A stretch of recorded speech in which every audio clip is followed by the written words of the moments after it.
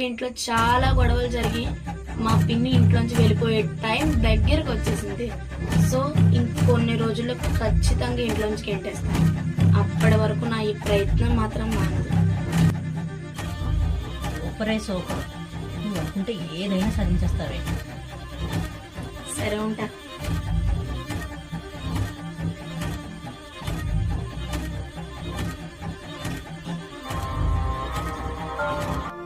చేయని తప్పుకి ఎందుకు నాకే శిక్ష?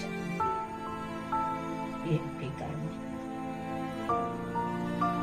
భగవంతుడా, నా బిడ్డని ఎప్పుడు మారుస్తావు?